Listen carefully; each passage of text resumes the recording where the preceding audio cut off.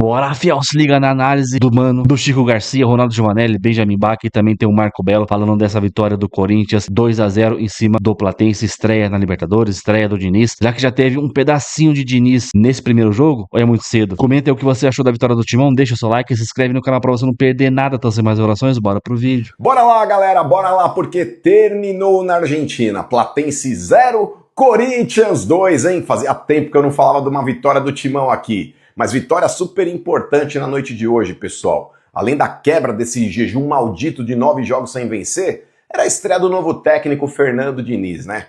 Isso traz pro time, pessoal, um novo ânimo que tava precisando de fato, né? O time do Corinthians aí cabisbaixo, perdido dentro de campo, tava uma tiriça lazarenta.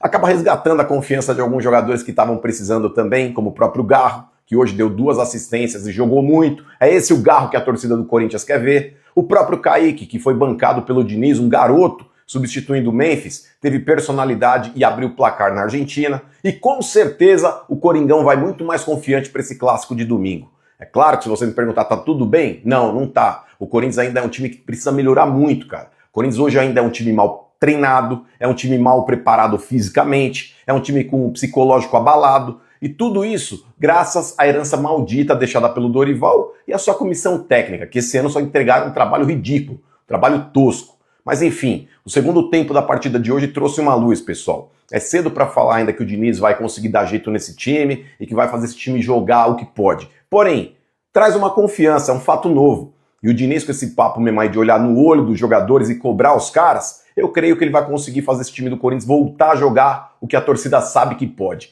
Tô confiante, mano. E domingo é nóis, hein? Vai, Corinthians! Uma vitória muito mais importante pelo resultado do que pelo jogo em si. Depois de 9 jogos sem saber o que é vencer, na estreia do técnico Fernando Diniz, o Corinthians não podia nem pensar em empatar com o Platense, que aliás é um time horrível, 10º colocado do campeonato argentino, não comparar com o Platense, que no ano passado foi campeão do torneio Apertura, que se classificou a Libertadores da América, venderam todo o time, é um time muito ruim e o Corinthians tinha que ter vencido esta partida. Jogou mal no primeiro tempo, o Fernando Diniz, ele merece os louros da vitória, mas também não foi uma maravilha. Jogou mal o primeiro tempo, o Hugo Souza fez um milagre salvando o Corinthians daquele que poderia ter sido o primeiro gol do Platense e dado, de repente, um outro resultado ao placar. Mas no segundo tempo, Rodrigo Garro resolveu jogar. E com 2 assistências, ele deixou o Kaique, que foi muito bem, deu uma cavadinha por cima do goleiro e fez o gol do Corinthians,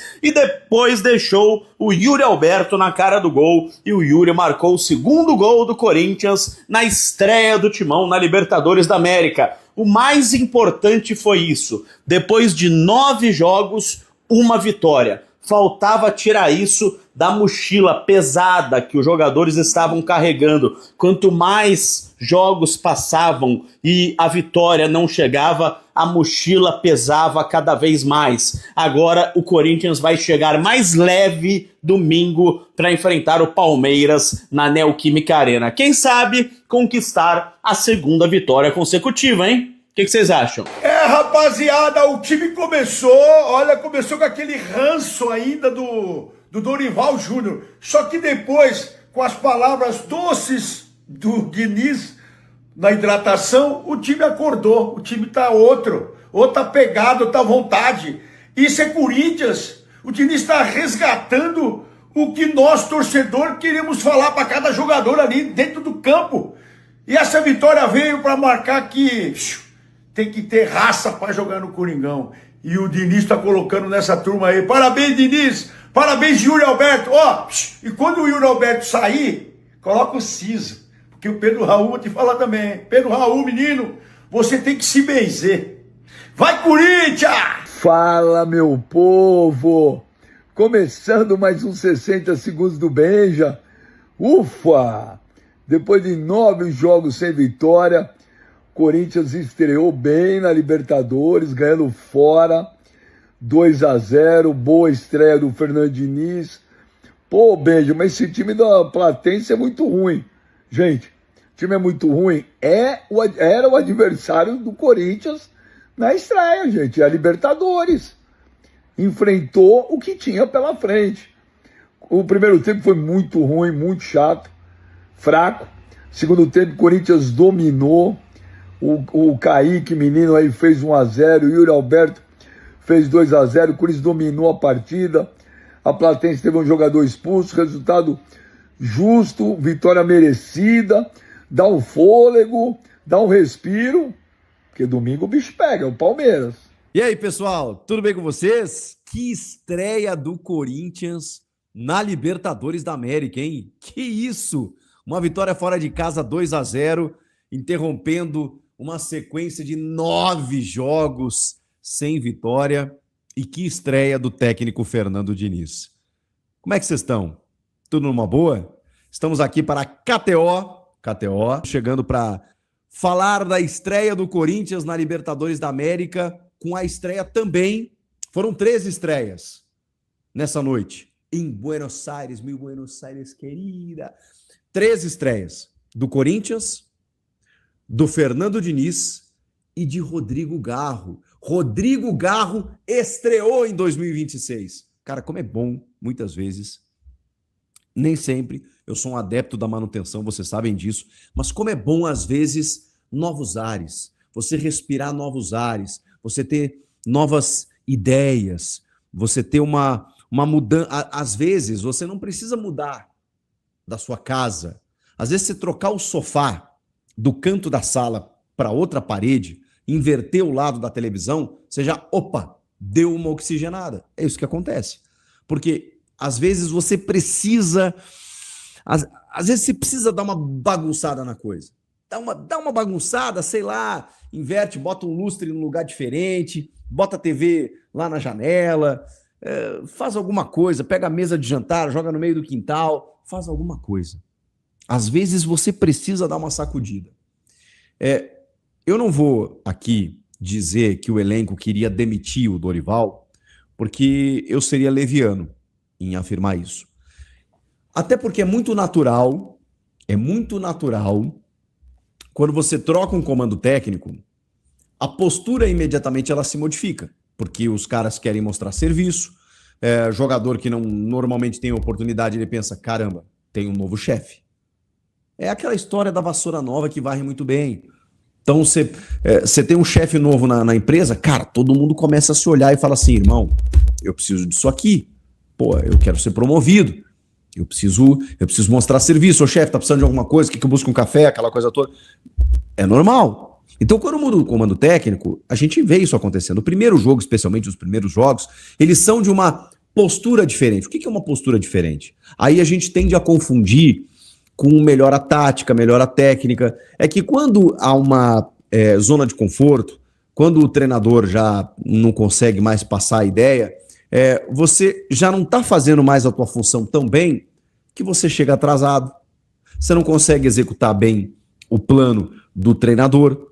Você não tem tanta confiança para arriscar um drible, algum passe, alguma coisa, um chute a média distância. Então a tua ação ela está comprometida. Ao passo que quando tem um técnico novo, tudo modifica. Porque aí você está com o teu grau de concentração muito mais elevado. Muito mais elevado. Então, você já começa a pensar, caramba, tem um cara me observando, eu sei do que eu sou capaz, a gente treinou isso durante a semana, então vamos lá, vamos dar uma resposta. Então as coisas se modificam. Já somos 4.000 aqui na live, muito obrigado a todos. Cara, não dá pra gente dizer, vamos falar sério aqui, não dá pra gente dizer que nesse primeiro jogo, a gente já tem um dinizismo, que o Corinthians já mudou de jogar, já mudou a sua forma, que o Corinthians já tá diferente. Não dá para dizer isso, não dá para afirmar isso. Mas tem algumas coisas pontuais, algumas coisas específicas que aconteceram. O primeiro tempo, ele foi mais truncado, ele foi mais difícil. O Platense, que tem o Vitor Cuesta, zagueiro ex-internacional, Botafogo, 37 anos. Mas o Platense, ele é ele é, digamos assim, atrevido. O Platense é uma equipe atrevida. Ele pensou, estou jogando em casa, é minha primeira participação na história da Libertadores, eu estou jogando contra o Corinthians, vocês viram que tinha torcida do Corinthians lá. Os caras pensaram, quer saber? Eu vou tentar alguma coisa, eu vou me arriscar. E no primeiro tempo, especialmente, eles criaram algumas chances, tá? O Hugo faz uma defesa espetacular na cabeçada do Lencina, num cruzamento que vem da esquerda, ele ganha no alto, acho que do Matheus Bidu, se eu não me engano, e é uma bola difícil no chão, que ela quica antes, e o Hugo vai lá e faz a defesa. A rigor, o Corinthians teve uma chance no primeiro tempo, que foi nos acréscimos com o Yuri Alberto, também no passe do Garro, que o Yuri, bem ao seu estilo, chega na frente do goleiro, só que ele chuta fraco.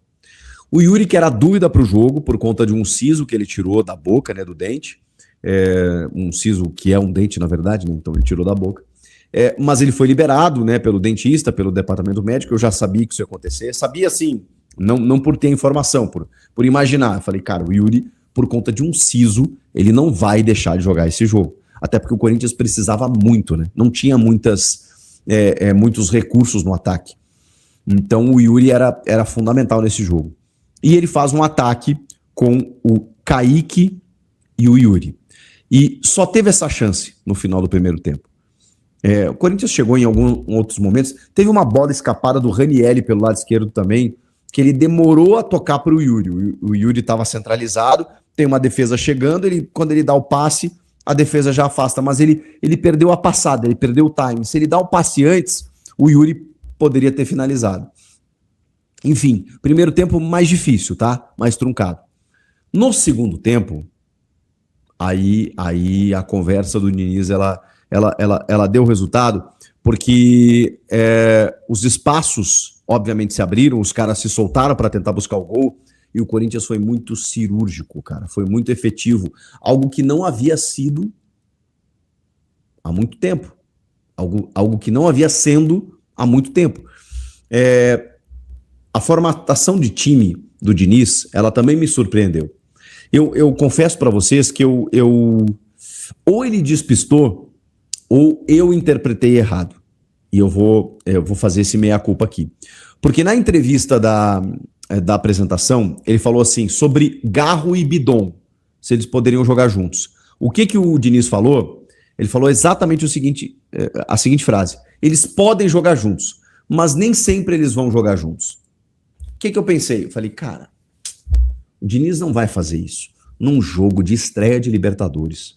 Fora de casa, só 2 volantes, que são volantes que saem, né? Especialmente o André, mas o Ranieri e o André, o Garro e o Bidon, eu imaginei que ele não fosse fazer isso.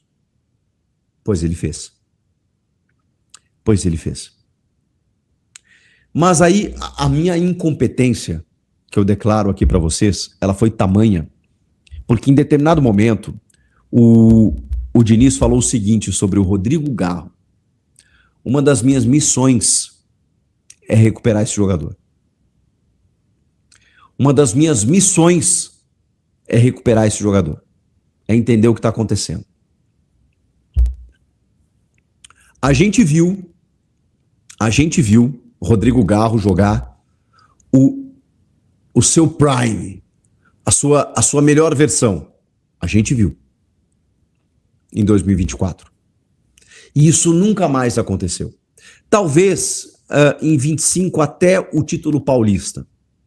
Porque naquele time do Ramon Dias, o Garro foi fundamental também na conquista do Paulista. A partir dali, a gente está falando de maio de 2025, o Garro não conseguiu mais ser o mesmo jogador. E o Dorival Júnior conquistou até 2 títulos depois disso, e até conseguiu extrair o melhor do Breno Bidon. Acho que esse mérito tem que ser dado ao Dorival. Ele não conseguiu recuperar o Garro.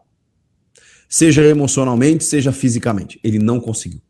E eu não estou dizendo aqui que o Diniz já conseguiu, tá? Mas no primeiro jogo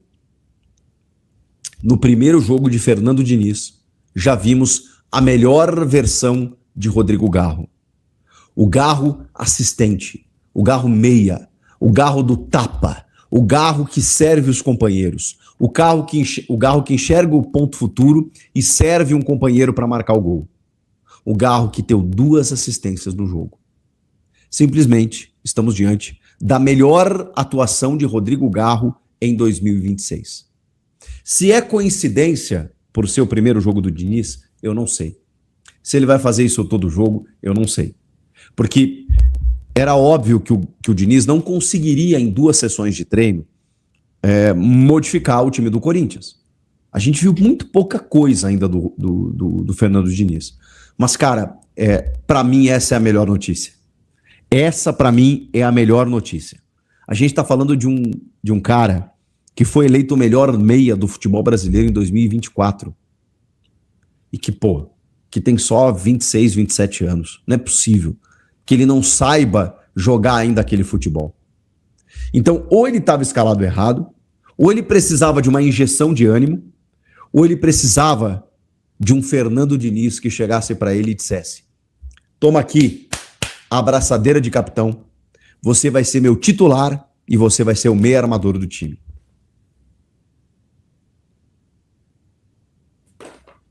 O que a gente tem? 2-0 Corinthians, fora de casa, interrompendo uma sequência de 9 jogos sem vitória, com 2 assistências de Rodrigo Garro. E poderiam ser 3 se o Yuri Alberto faz o gol no final do primeiro tempo. E agora? Cara, o que teve do Fernando Diniz em relação ao Dorival? O Fernando Diniz, ele gosta de um jogador que saia fazendo uma linha de 3, muitas vezes um volante baixando, para iniciar essa jogada desde trás. Sabe quem foi esse jogador? Esse jogador foi Gustavo Henrique. Não foi um volante. Ele colocou 2 volantes com o Ranieri e o André, mas quem quem fazia a construção nessa linha de 3 era o Gabriel Paulista, o Gustavo Henrique e o Mateuzinho. Esses eram os 3. O Mateuzinho baixava um pouquinho para dar uma opção para o Gustavo Henrique começar a jogada, mas o Gustavo Henrique, ele foi o cara do passe ousado, do passe arriscado. O Gustavo Henrique muitas vezes buscou um passe aqui, ó, centralizado, buscando um cara mais à frente.